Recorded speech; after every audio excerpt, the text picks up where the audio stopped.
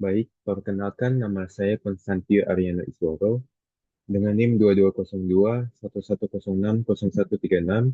Pada saat ini saya akan mengerjakan modul 2 dari mata kuliah Praktikum Keamanan Cyber untuk kelas E dengan dosen pengampu Mener Yuri Akai. Baik, langsung saja. Di modul 2 ini, pada kelas Activity Identify Running Process, eh, saya diperintahkan untuk navigate following link ini untuk mendownload Windows Sys Internal Suite.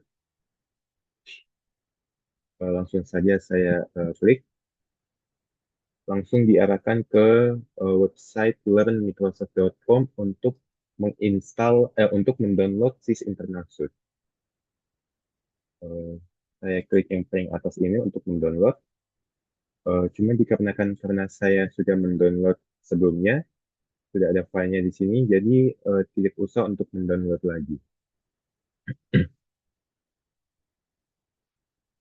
Setelah di-download, eh, kita diperintahkan untuk mengekstrak semua file dalam folder tersebut.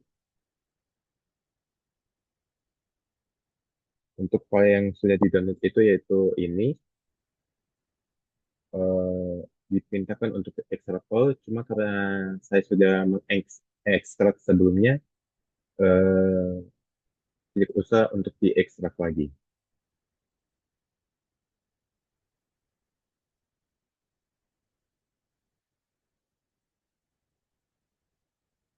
Lalu untuk langkah selanjutnya, saya diperintahkan untuk mengopen tcpview.exe.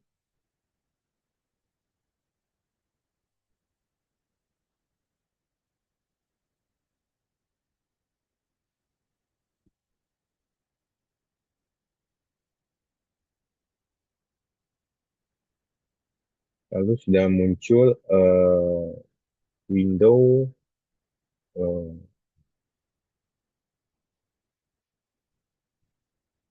window TCP view.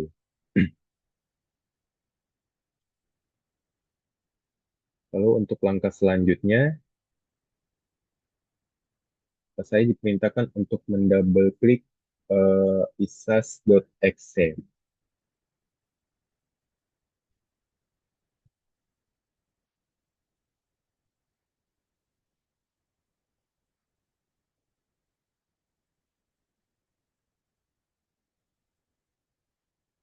Lalu ada pertanyaan yaitu what is isas.exe dan in what folder is it located?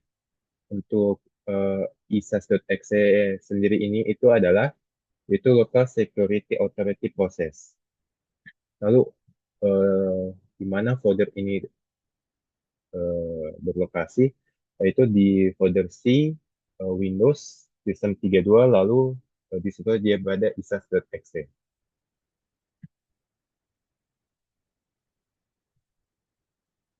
Lalu untuk langkah selanjutnya, yaitu step 4, untuk explore a user started process.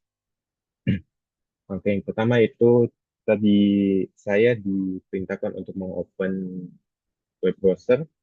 Di sini saya menggunakan contohnya Microsoft Edge.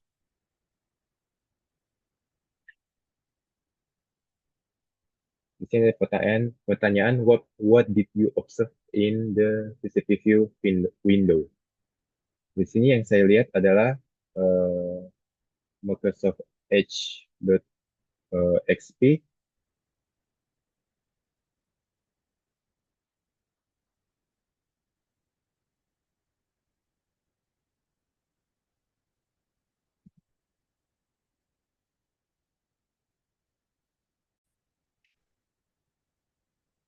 Baik, untuk langkah selanjutnya itu step 4, yaitu explore a user started process. Untuk langkah yang pertama itu saya diperintahkan untuk mengopen web browser. Ya, di sini saya memakai contoh web browser base. Untuk pertanyaan yang pertama, what did you observe in the TCP view window? Yang saya lihat di TCP view window ini, bahwa Brave.exe itu eh, memiliki warna hijau, yang dimana proses Brave ini sedang berlangsung. langkah B, close the web browser.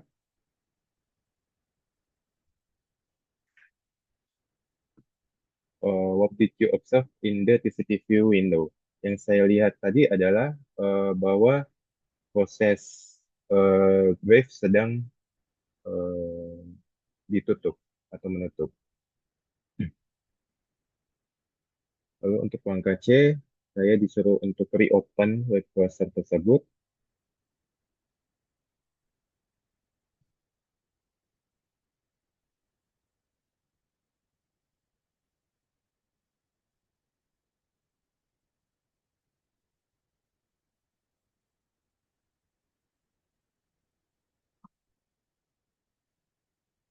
Lalu untuk pada langkah yang selanjutnya yaitu Lab Exploring Process Threads Handle and Windows Registry.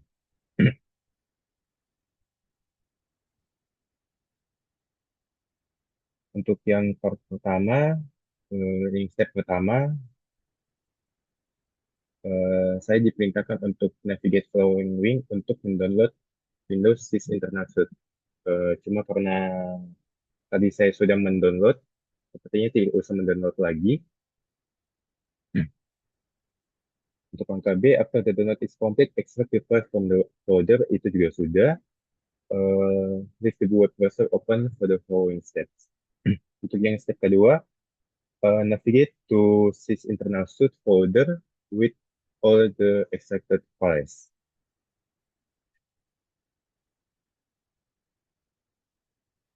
Untuk step yang B, open for cxp.exe.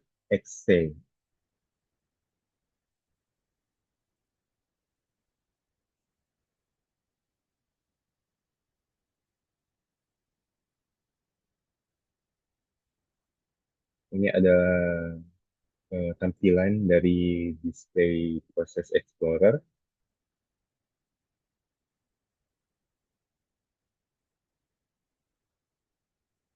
Untuk step D, to locate the web browser process, drag the find window process icon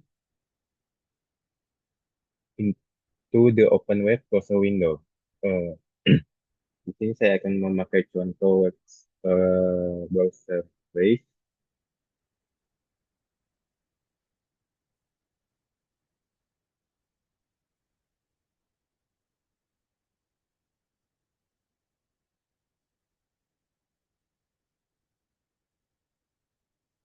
Ini saya diperintahkan untuk drag Windows process icon, yaitu yang ini, ke browser window.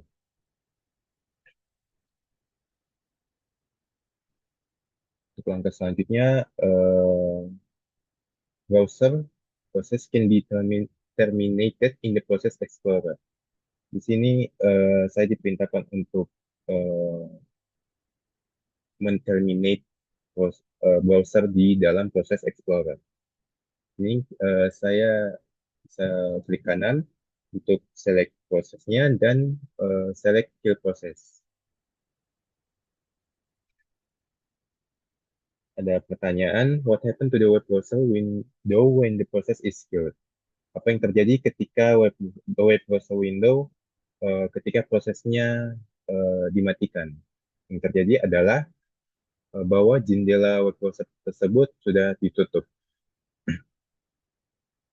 Kita lanjut untuk step ketiga, saya diperintahkan untuk membuka comment form.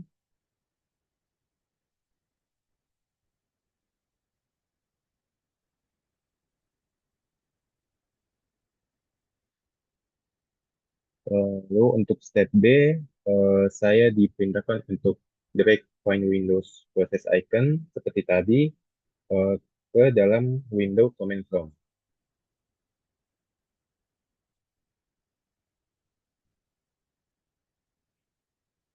Untuk yang step C, di sini karena kita sudah locate the highlight comment form process di dalam proses Explorer, di dalam proses ini comment form adalah cmd.exe. Itu adalah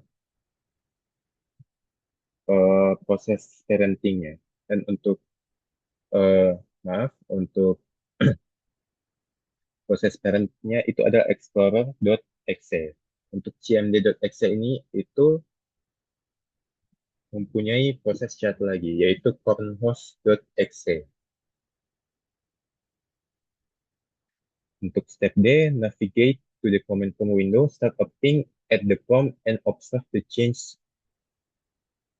under the cmd.exe process. What happened during the ping process?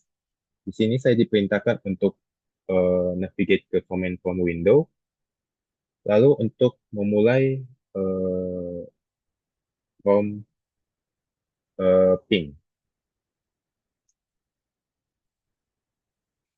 Ini saya memakai prompt ping 8.8.8.8.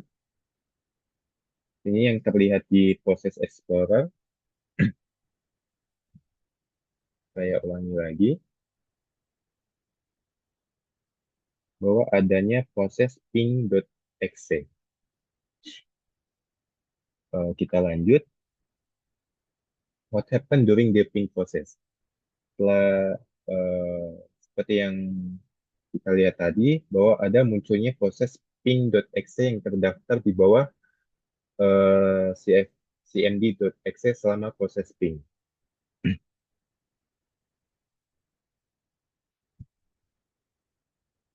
Eh, Setelah kita review list aktif proses ini, kita bisa melihat bahwa proses child cornhouse.exe ini bisa terlihat mencurigakan.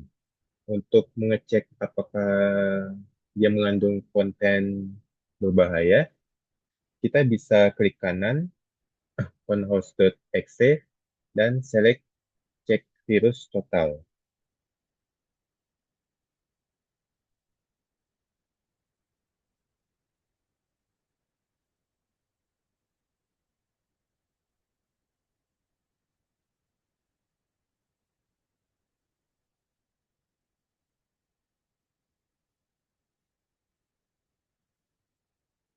Ini ada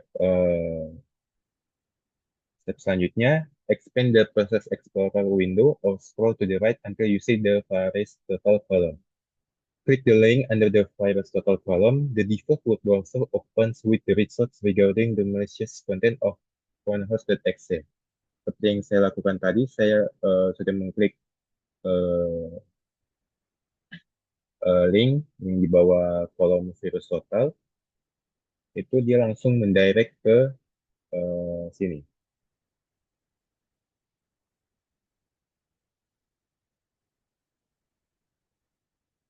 Lalu untuk ada pertanyaan berikut, I click the cmd.exe process and select kill process. What happened to the child process cornhouse.exe? Di sini saya diperintahkan untuk mengkill proses dari cmd.exe.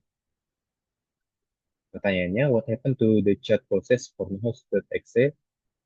Proses tersebut terhenti sama juga dengan cmd.exe karena cornhouse.exe adalah child process dari cmd.exe. Untuk part selanjutnya,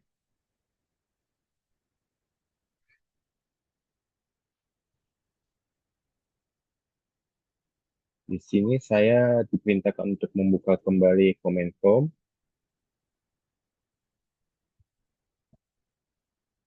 Untuk step selanjutnya di proses Explorer window, saya diperintahkan untuk mengklik kanan cornhouse.exe dan select property. Dan diperintahkan untuk mengklik threads.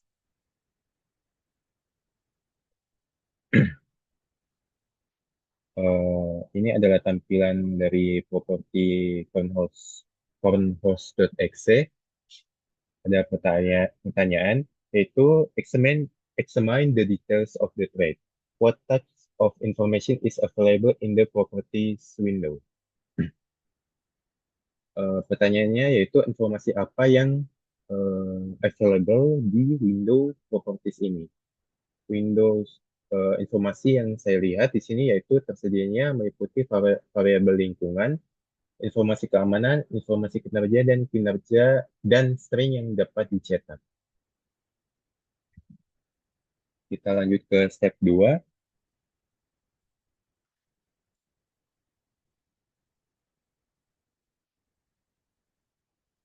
Di sini saya diperintahkan untuk kembali ke proses Explorer dan mengklik View.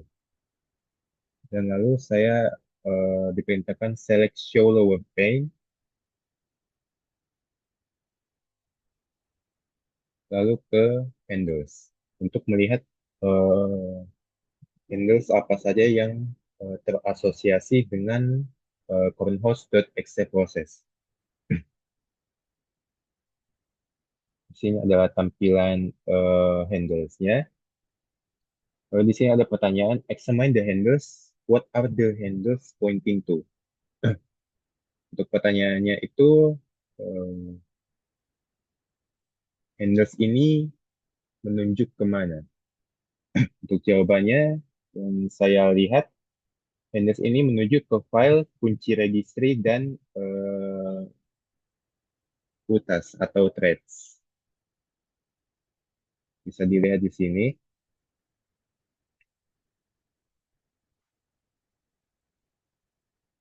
Untuk yang part keempat, di sini exploring Windows Registry, saya diperintahkan untuk mengakses Windows Registry Editor. Di sini kita bisa eh, menggunakan fitur search, lalu men-search Registry Editor.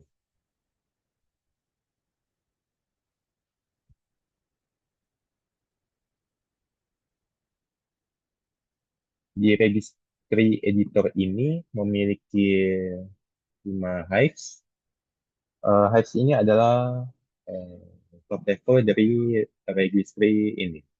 Yang pertama ada HK classes class root.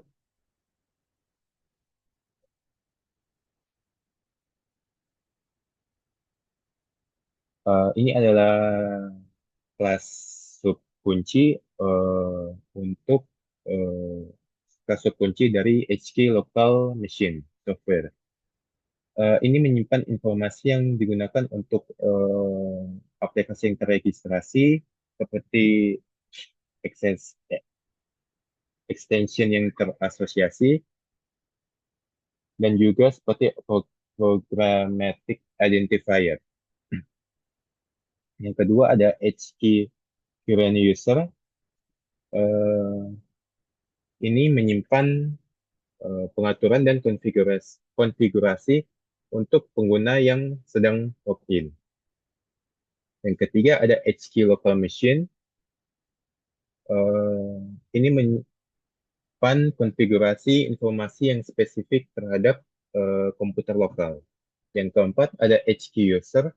Ini menyimpan pengaturan dan konfigurasi terhadap semua pengguna di komputer lokal tersebut.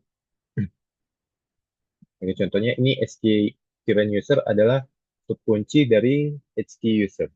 Yang kelima ada HK current config. Ini menyimpan informasi perangkat keras yang digunakan untuk boot up pada komputer lokal.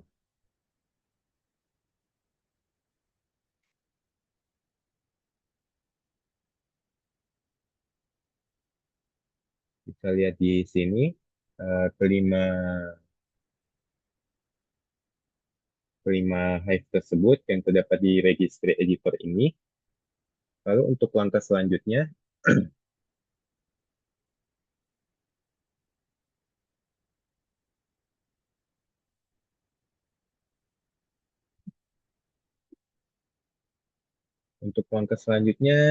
saya diperintahkan untuk select Process Explorer di HK current user, lalu ke software, lalu ke sysinternals, lalu ke Process Explorer. Scroll down untuk melihat kunci dari Aula Accepted.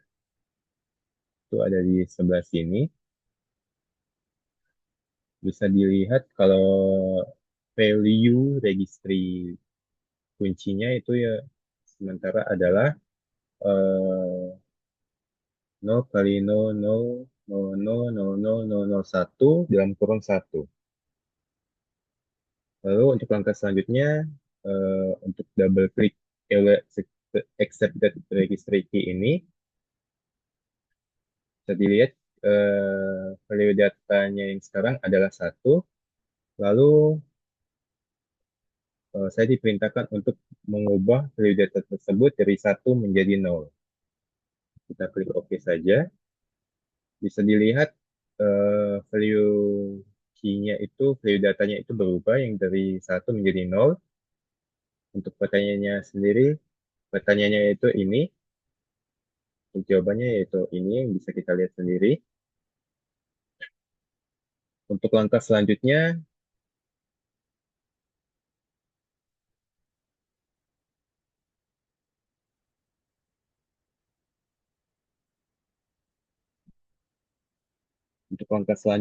saya diperintahkan untuk membuka proses Explorer yang dimana sudah kita download.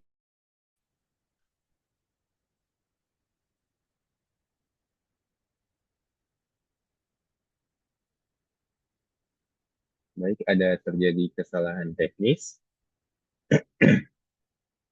Lalu untuk langkah selanjutnya yaitu diperintahkan untuk mengopen proses Explorer. Kita navigasi ke folder yang dimana kita sudah mendownload sys internals, lalu mengopen positi.exe. Itu ini. Lalu akan muncul eh, Windows ini. Untuk pertanyaan sendiri, apa yang saya lihat ini adalah Windows Process Explorer License Agreement Dialog Box. Kita beri saja, lalu akan terbuka proses Explorer seperti yang tadi.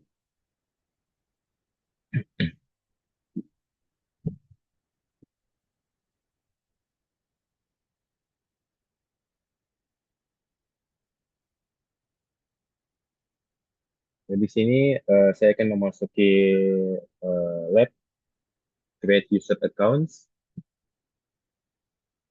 Untuk step yang pertama,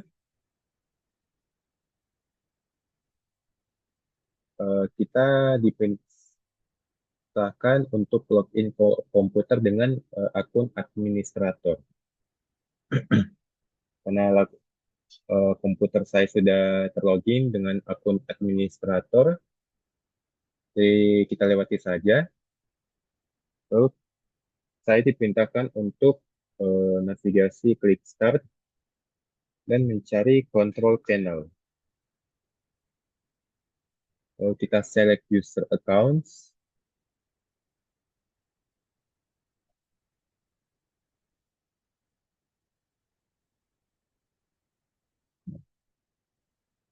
Lalu saya diperintahkan untuk create user account pada step kedua ini. Setelah window user account muncul, klik manage another account.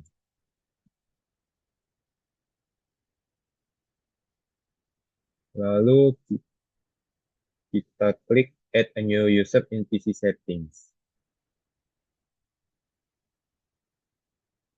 Lalu untuk langkah berikutnya, add someone else in this PC.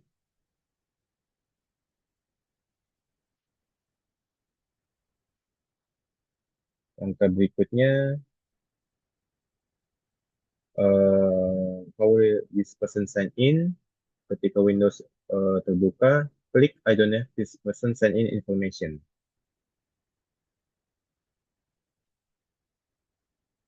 Langkah selanjutnya, eh, setelah Windows Let's Create Your Account terbuka, klik add a user without a Microsoft account. Kita buat Setelah Windows create an account for this PC terbuka, kita disuruh untuk mengisi username siapa yang akan memakai PC ini. Sebagai contoh, saya akan memakai user satu. Lalu karena di modul tidak diperintahkan spesifik untuk menggunakan password, saya akan klik next saja.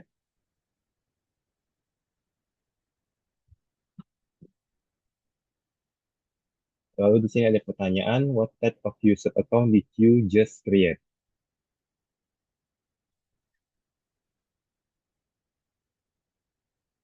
Di sini account type-nya yaitu standard user. Bisa saja kita ubah ke administrator, tapi kita biarkan saja terlebih dahulu. Kita klik OK.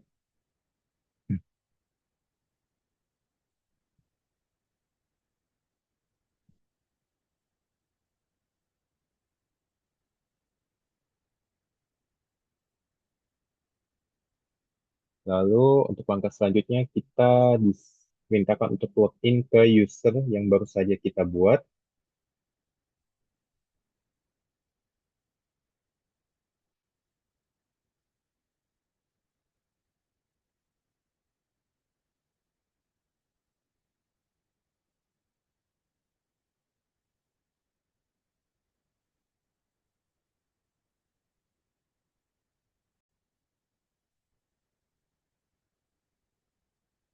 Baik, kita lanjut ke tahap selanjutnya.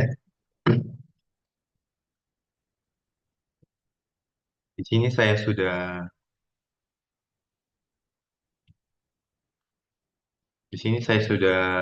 eh, login ke user account yang baru saja saya buat. Bisa dilihat di sini tampilannya berbeda dari user default saya. Di sini saya diperintahkan untuk navigate folder C users folder.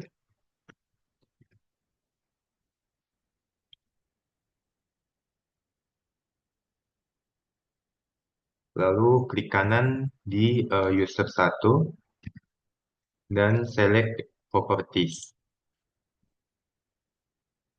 And then klik security tab.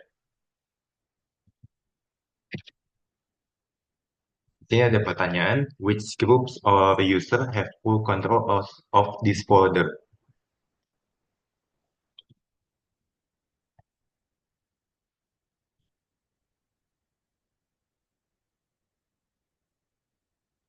Bisa dilihat eh, group of user yang memiliki full control itu hanya dua, yaitu sistem dan administrator.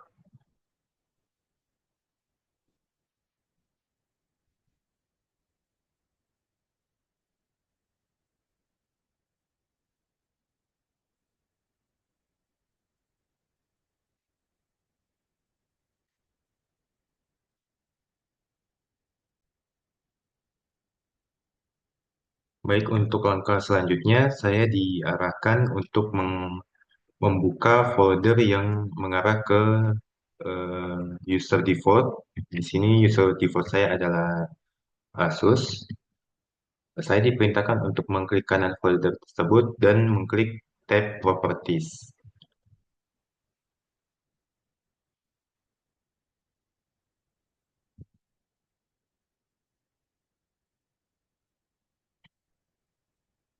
Ini bisa dilihat bahwa di folder Asus ini saya hanya bisa untuk read only dikarenakan user user satu ini yang baru saya buat tidak mempunyai permission untuk mengakses folder dan mengedit folder tersebut.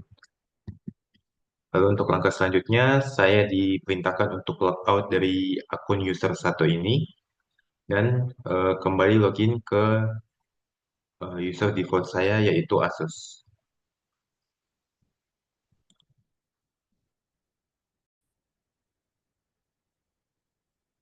Baik, untuk langkah selanjutnya yang part 6, reviewing user account properties. Di sini ada kesalahan error teknis, di mana saya tidak bisa mengakses local user and groups.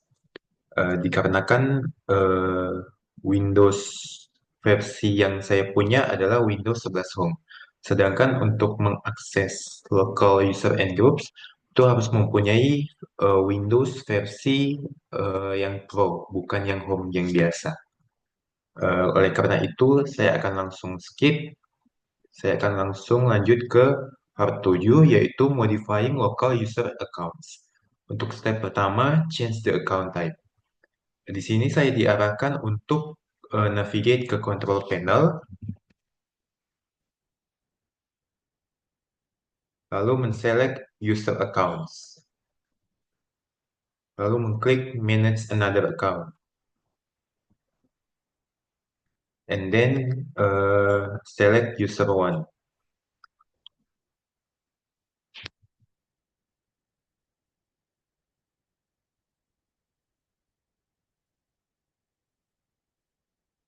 Ini kita klik change the account type.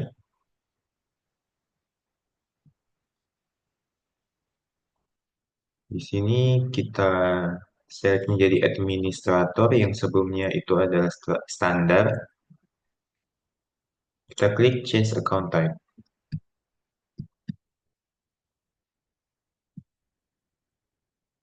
Lalu sekarang account user one itu memiliki permission untuk administrator.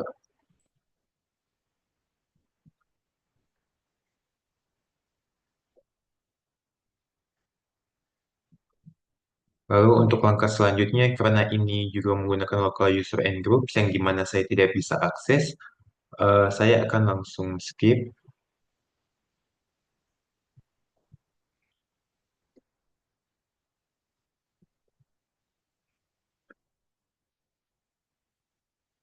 Di sini untuk langkah selanjutnya yaitu delete the account. Di sini saya akan langsung delete the account di window control panel di change an account. Ini saya akan langsung delete files, lalu delete account.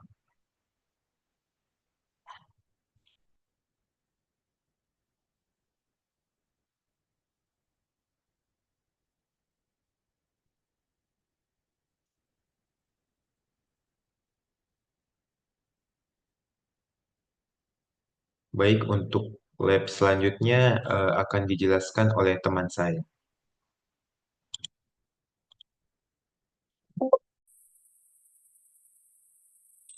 Baik, selanjutnya kita akan masuk ke dalam lab menggunakan Windows PowerShell, mana tujuan dari lab ini adalah untuk mengeksplorasi beberapa fungsi PowerShell. Sumber daya yang diperlukan yaitu satu PC Windows dengan PowerShell terinstall dan akses internet. Selanjutnya kita mulai di bagian A, itu membuka PowerShell. Di sini saya telah membuka. Selanjutnya kita buka juga Command Prompt.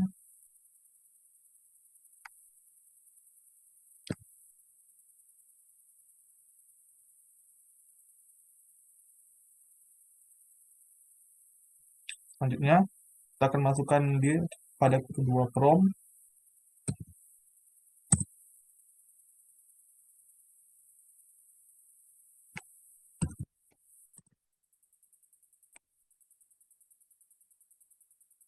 Nah, keluaran dari perintah dir yaitu perintah dir pada command prompt dan PowerShell akan menampilkan daftar file dan directory dalam folder saat ini, yang berada informasi seperti nama, ukuran, dan tanggal modifikasi. Selanjutnya kita akan memasukkan perintah-perintah seperti ping, pd, ipconfig.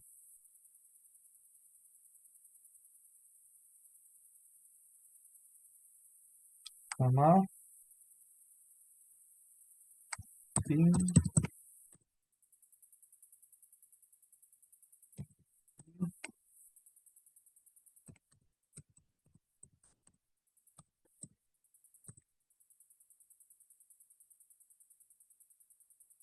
Nah, perintah ping menguji konektivitas jaringan.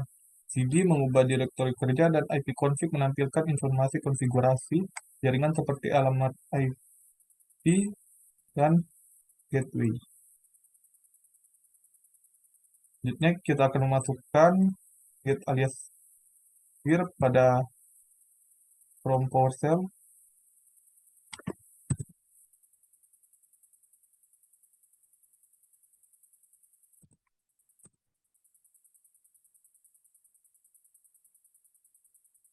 Lalu get child item.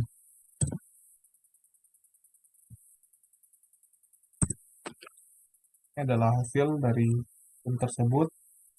Nah, apa perintah PowerShell untuk dir yaitu get child item. Selanjutnya kita akan menutup jendela dari command prompt. Next kita akan memasukkan prompt dalam PowerShell. Ini untuk hasilnya itu menampilkan statistika protokol dan koneksi jaringan.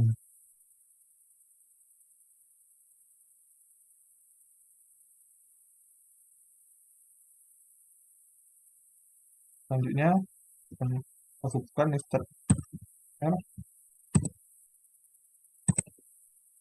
Nah, ini adalah hasil dari nested R.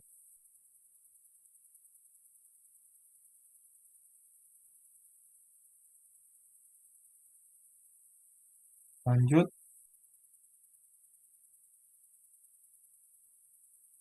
apa itu gerbang IPv4?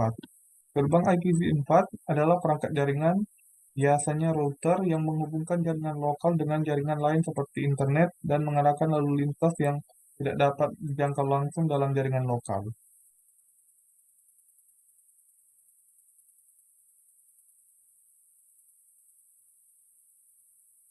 Selanjutnya kita akan membuka PowerShell dan menjalankannya sebagai administrator.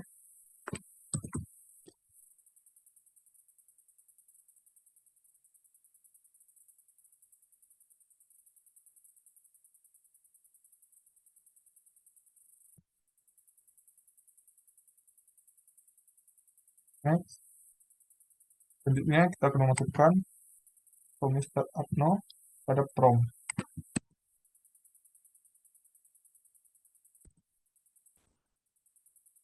Ini adalah hasil dari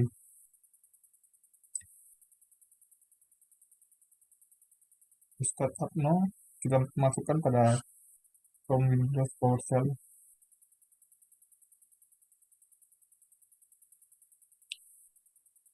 Selanjutnya kita akan membuka Task Manager.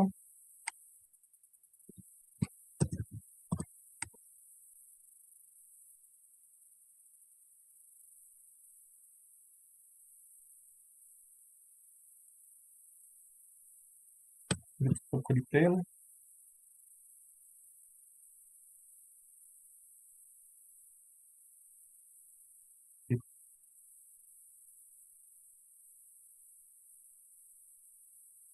Kita akan memilih salah satu feed dari startup now. Ini saya akan mencontohkan untuk feed 1148.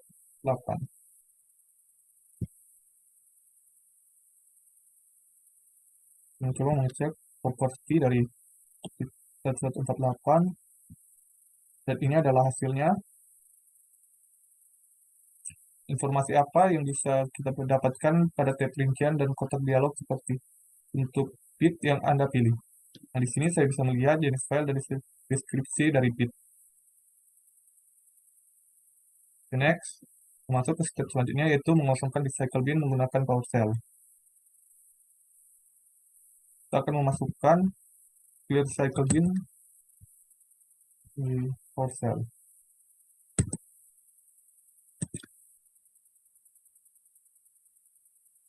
Sini ada konfirmasi apakah kita akan yes atau tidak.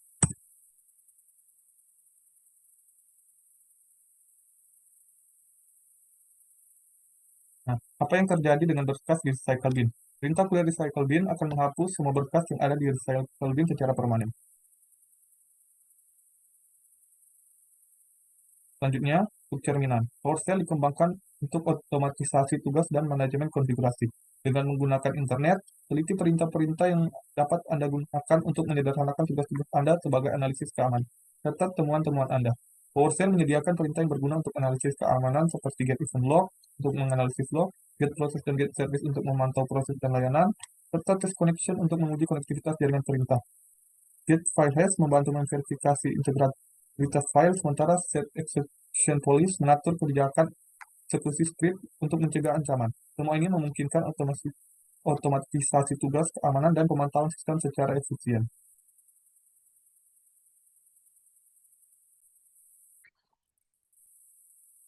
Oke, selanjutnya kita masuk ke lab pengelola tugas. Untuk yang pertama itu kita akan membuka prompt.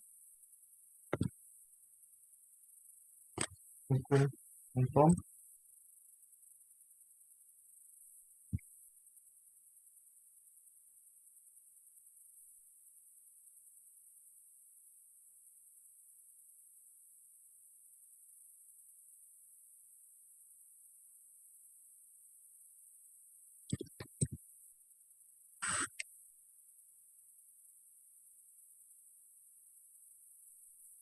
Oke, selanjutnya kita akan membuka task manager.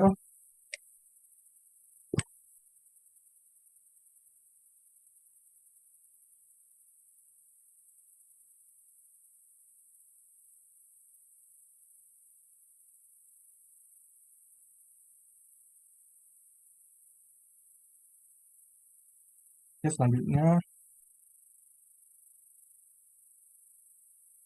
ini kita akan lihat judul Windows Common Processor dan apa yang tercantum di bawah judul ini. Ini karena Windows seperti itu,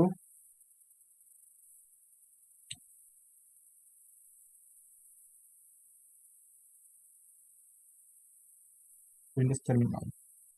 Ya, selanjutnya kita akan melakukan klik kanan ke konsol Windows Source dan kita akan lihat di lokasi mana nama file dan lokasi proses saat itu.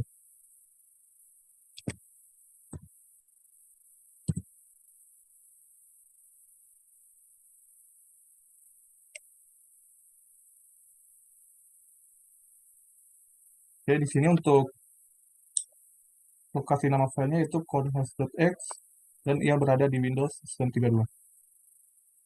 Ini kita akan tutup jendela command prompt dan kita akan lihat apa yang akan terjadi. Di sini terlihat bahwa proses hilang dan tidak ada lagi di task manager. Selanjutnya kita masuk ke bagian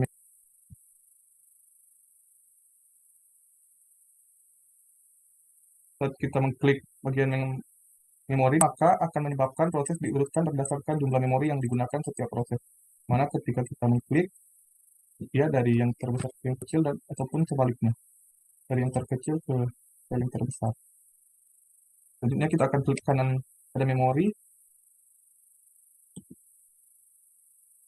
lalu kita pilih resource value.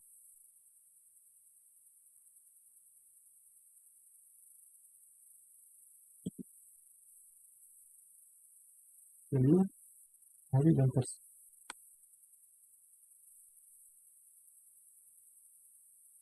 Nah, kolom yang sekarang itu akan menampilkan penggunaan memori berdasarkan persen. Nah, bagaimana ini bisa berguna? Menampilkan proses dengan cara ini akan membantu admin untuk menentukan sources mana yang menyebabkan memori isu dengan memunculkan berapa banyak memori yang diganti tiap.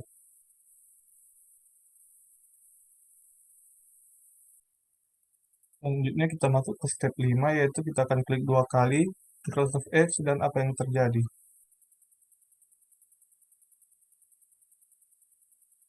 Di sini seharusnya kalau kita mengklik 2 kali akan muncul tab baru, tapi karena di sini saya sudah membuka Microsoft Edge-nya untuk memperlihatkan laporan, maka tidak akan terjadi apa-apa. Maka kita lanjut, kita klik kanan ke Microsoft Edge dan lalu pilih Entas dan apa yang terjadi pada jendela peramah web. Seharusnya kalau kita melakukan Entas itu Microsoft Edge-nya akan tertutup, tapi karena ini saya sedang membuka laporan coba sebelumnya. Selanjutnya yaitu bekerja di tab layanan. Lanjut, sini kita akan membuka service.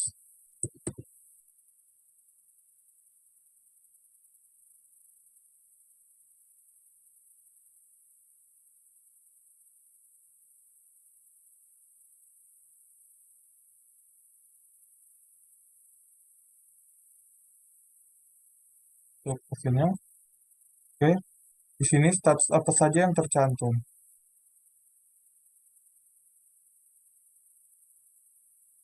Ini status yang tercantum yaitu running dan stopped.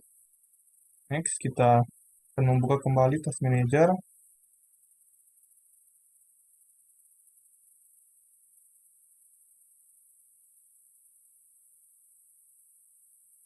Dan kita klik pada bagian performa.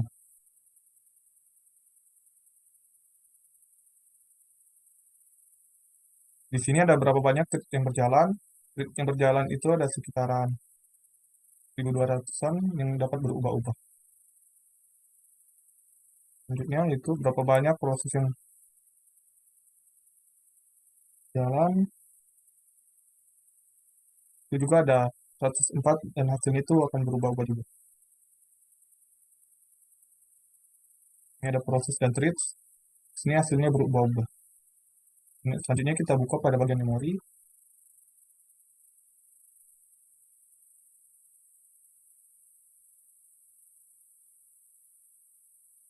Ini ada berapa banyak total memori fisik. Ini ada 5 GB dan itu berubah-ubah. Itu juga dengan memori fisik yang tersedia. Itu juga berubah-ubah. Ini juga ada berapa banyak memori fisik yang digunakan oleh komputer. Itu juga hasilnya juga itu berubah-ubah.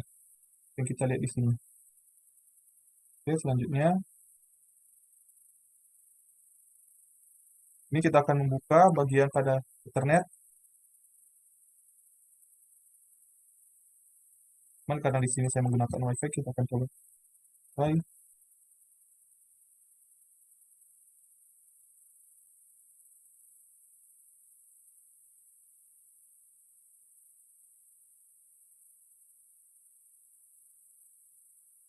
Selanjutnya berapa kecepatan tautannya? Bisa kecepatannya itu dia berubah-ubah setiap waktu. Yang seperti ini dia terus berubah-ubah. Selanjutnya berapa alamat IP V4 di PC?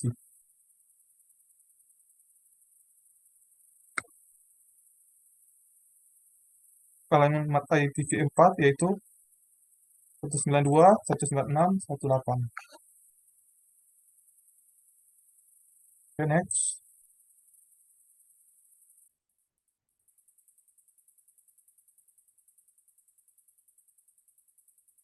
Membuka resource.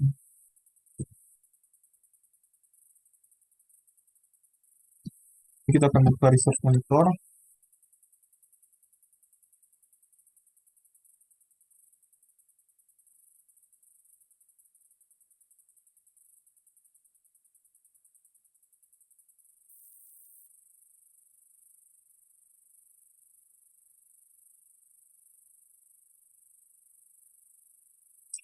Informasinya itu lebih detail. Ini kita masuk ke cerminan. Mengapa penting bagi administrator untuk memahami cara bekerja dalam Task Manager? Administrator perlu memahami cara kerja Task Manager karena alat ini penting untuk memantau kinerja sistem, mengelola proses, serta mendiagnosis masalah yang dapat mempengaruhi stabilitas dan keamanan komputer. Dengan Task Manager, administrator dapat mengidentifikasi aplikasi yang menghabiskan banyak sumber daya, mengidentifikasi program yang tidak responsif, mendeteksi proses mencurigakan, serta mengoptimalkan startup agar sistem berjalan lebih efisien. Selain itu, Task Manager juga membantu dalam memantau penggunaan jaringan dan aktivitas pengguna sehingga mempermudah troubleshooting serta memastikan sistem tetap stabil dan aman. Nah, kita masuk ke lab memantau dan mengelola sumber daya sistem di Windows. Yang pertama itu kita akan mulai dan menghentikan layanan routing dan akses jarak jauh. Ini kita akan membuka control panel.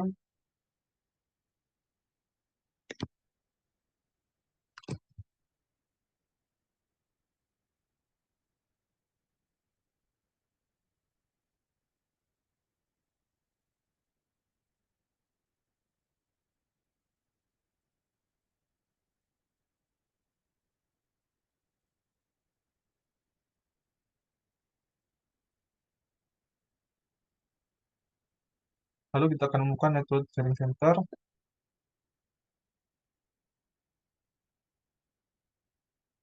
Lalu kita akan klik Change Adapter Setting.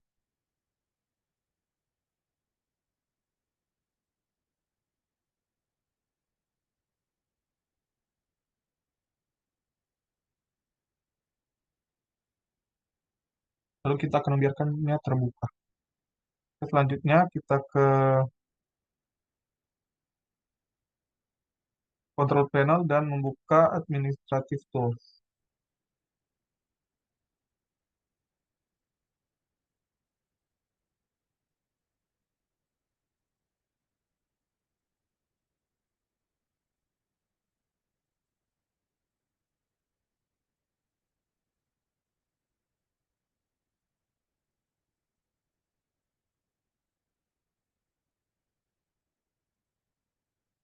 Cuman karena di Windows 11 itu namanya, kalau tidak salah itu Windows Tools.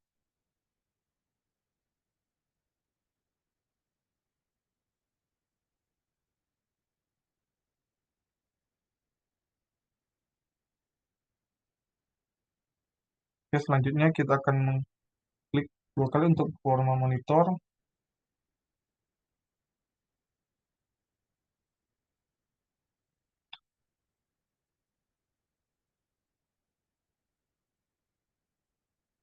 Lalu di sini kita akan melakukan freeze display atau melakukan pause di forma monitor. Satu forma monitor, biarkan dulu dia berjalan. Coba melakukan pause. Selanjutnya,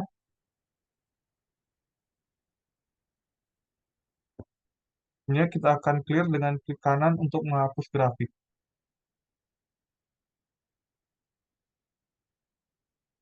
Oke, sudah.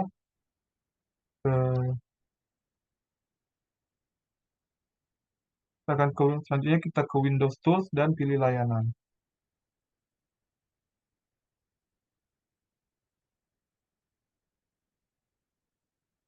Layanan atau service.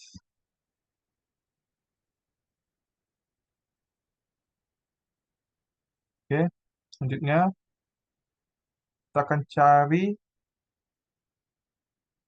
routing and remote access.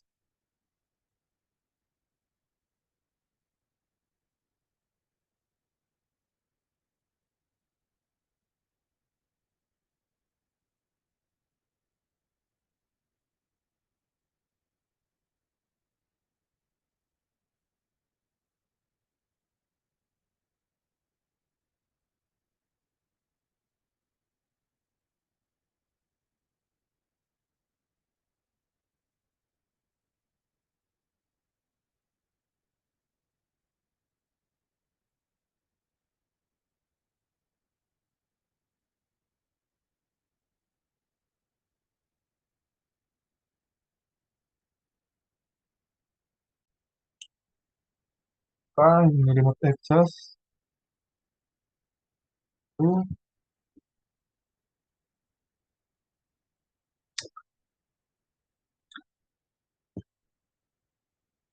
Itu kita akan membuka.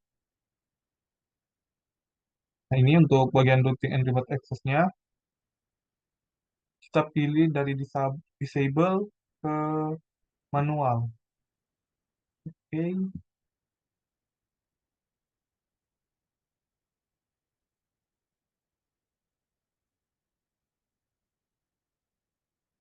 Terus selanjutnya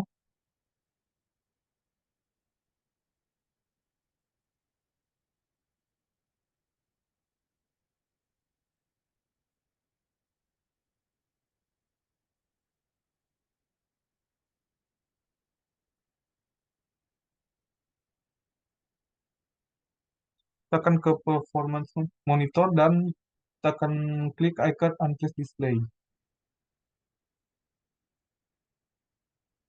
Ini dari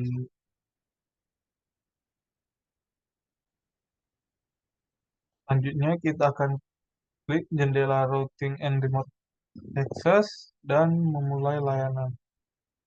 Lakukan start. Oke, selanjutnya kita akan jendela routing remote access property. Sekarang akan menampilkan tombol berhenti dan jeda aktif saat sudah selesai. Akan menunggu. Oke, di sini sudah selesai. Setelah itu kita akan menekan tombol stop untuk berhenti.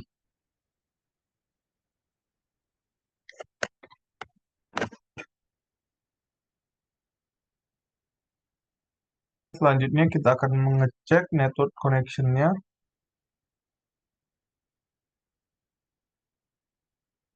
dan klik refresh. Di sini, perubahan apa yang muncul di jendela setelah memulai layanan routing dan akses jarak jauh? Di sini akan terdapat tambahan icon yaitu incoming connection. Selanjutnya kita akan menavigasikan kembali ke routing and remote access properties dan mengklik stop.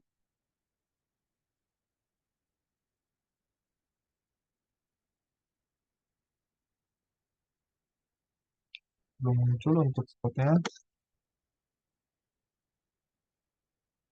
Klik stop.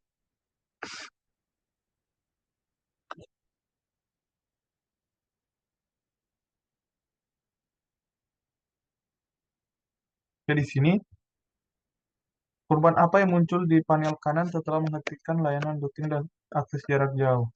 Itu icon incoming connection-nya itu menghilang. Ini bisa terlihat sudah tidak ada untuk icon incoming connection.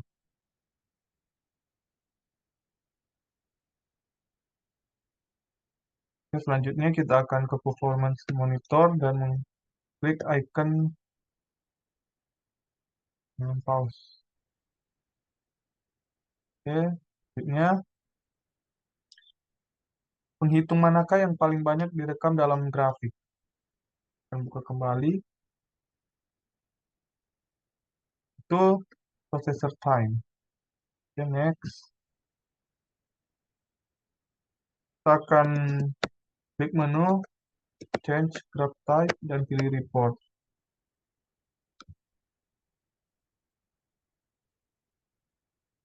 Di sini ada total untuk processor time-nya itu ada 20.000.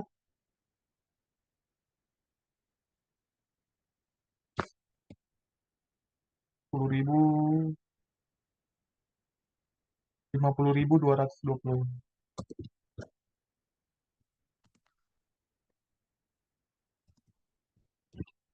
Oke, selanjutnya kita akan masuk kembali ke routing and remote access properties dan kita akan mengembalikan setup type-nya ke disable.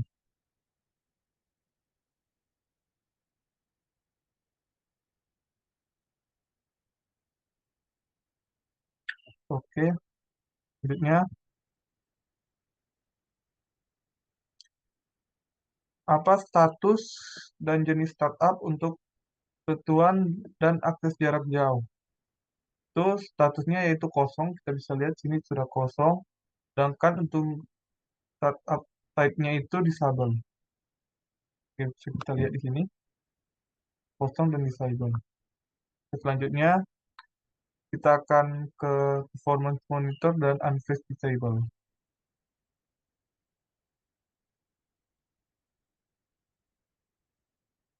Kita akan unfreeze. Selanjutnya kita akan menutup semua jendela yang kita telah buka selama bab ini berlangsung. Itu ada performance monitor, panelnya, dan service.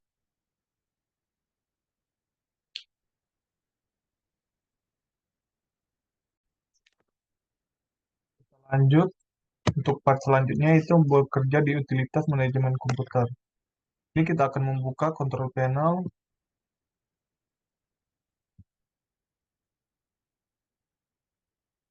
dan masuk ke Windows Tools.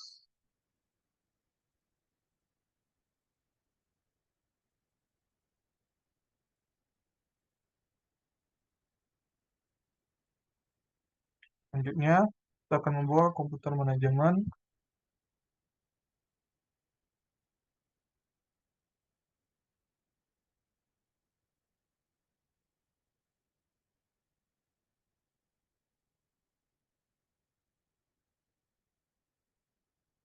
Nah, setelah komputer manajemen terbuka, kita akan luaskan 3 kategori dengan mengklik tanda panah di samping System Tools. ini adalah ada tiga step utama, yaitu system tool, storage, dan service application. Selanjutnya, kita akan klik panah di sebelah event viewer, lalu klik lock Windows. Event tools, event viewer, dan Windows lock.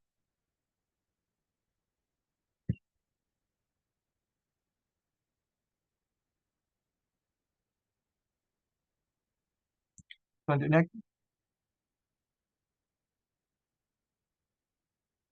pilih sistem,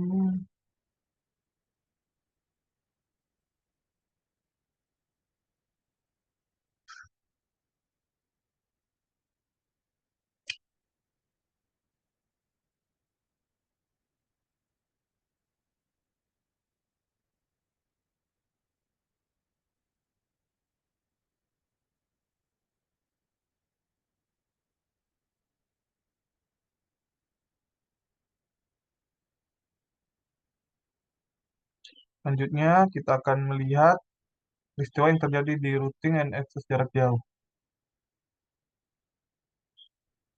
Cek deskripsi untuk masing-masing keempat peristiwa tersebut.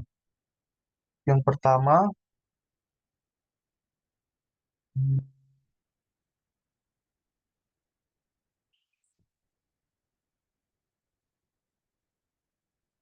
itu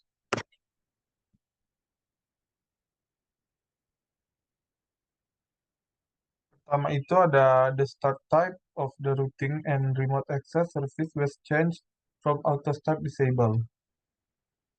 Berikutnya itu ada yang bagian error, yaitu remote access connection manager file to start because the protocol engine failed to initialize the specified model code not be found. Selanjutnya, dari bagian warning, di mana unable to contact DHCP server. Selanjutnya,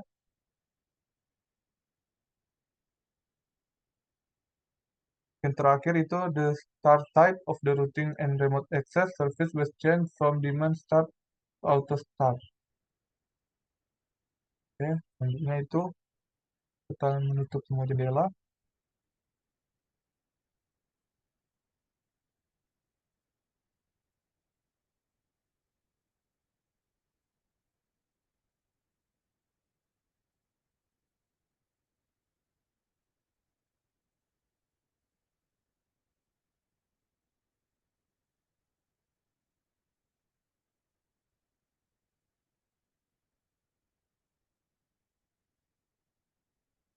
Next, ke step berikutnya yaitu untuk mengonfigurasi alat administratif.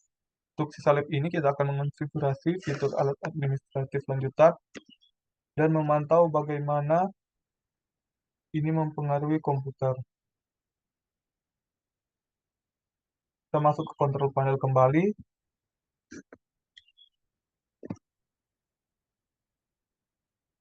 Kita ke Windows Tools.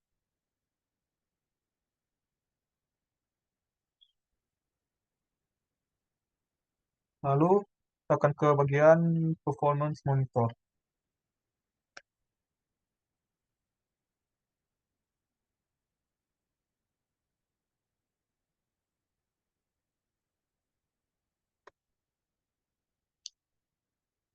Pada Performance Monitor ini kita akan luaskan data collection sets dan klik kanan untuk distort definite dan pilih new.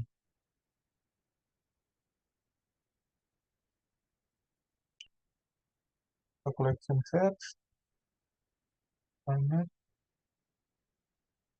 new. Oke, berikutnya akan memberi nama yaitu memory logs.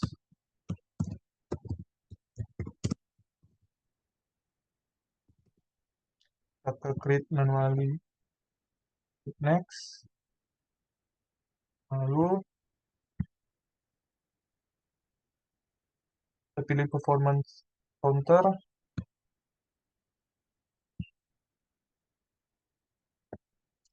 Setelah itu kita pilih klik next, lalu kita klik add. Hmm, itu kita ke bagian memori.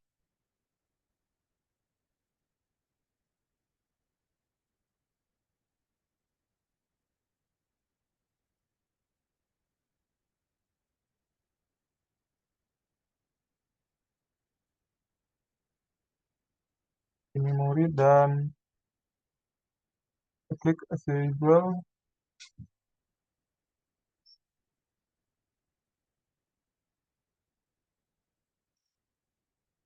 MB bytes. Klik add, lalu kita klik add,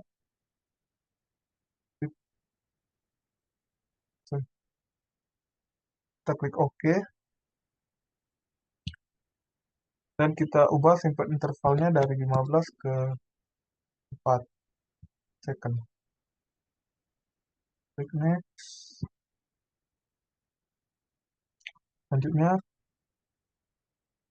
kita pilih directory. Kita akan membrowse directory dan kita akan memilih first logs.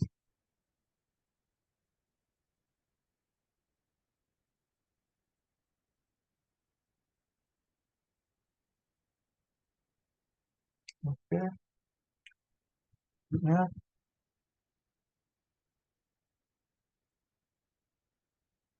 klik next, finish. Oke, kita klik memory logs. Dan di sini masih loading. Sambil menunggu. Klik kanan di bagian sini properties. Lalu setelah itu kita ubah format lognya menjadi comma separated. Oke,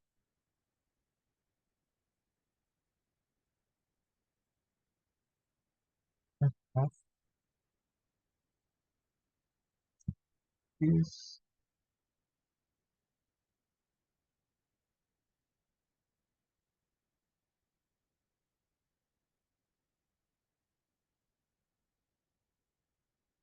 Selanjutnya kembali cek bagian file.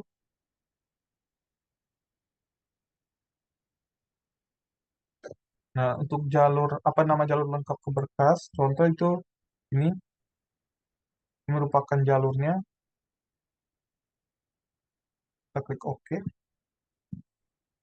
Ini selanjutnya kita akan pilih icon memory logs di panel kiri jendela monitor dan klik icon panah hijau untuk memulai kumpulan data. Ini. Oke, selanjutnya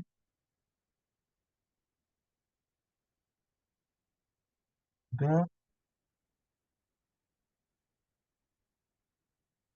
Kita akan klik untuk menghentikan rangkaian pengumpulan data, yaitu untuk mengklik kotak hitam ini. Selanjutnya itu, nah, perubahan apa yang Anda perhatikan pada log memori? Perubahan yang bisa kita lihat yaitu icon tanda panah hijau telah hilang dari icon. Selanjutnya, kita akan membuka drive si logs, Explorer, membuka logs.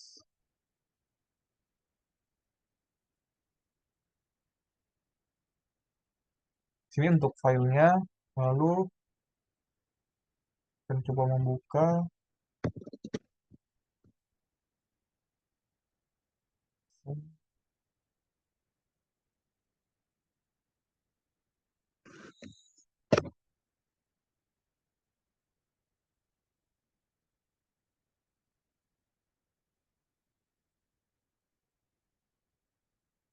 Oke. Nah, pertanyaan apa yang ditunjukkan oleh kolom paling kanan? Ini untuk kolom paling kanan ditunjukkan available in the bytes. Ini kita tutup untuk data collection CSS-nya.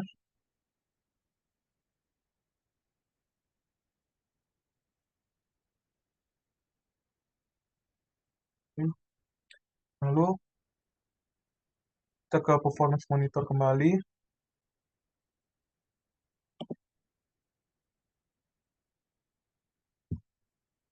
Oke, di sini memory lock sudah terhapus. Selanjutnya kita akan ke folder private log. Lalu kita akan menghapus file memory log. File memory.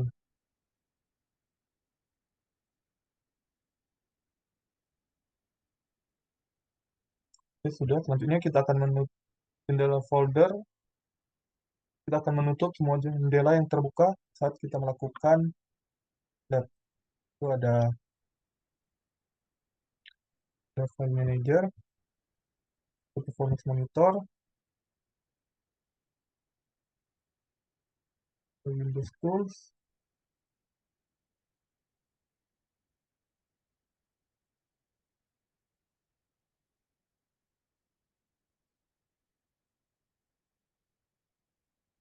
ya, sekian presentasi dari kelompok kami. Terima kasih.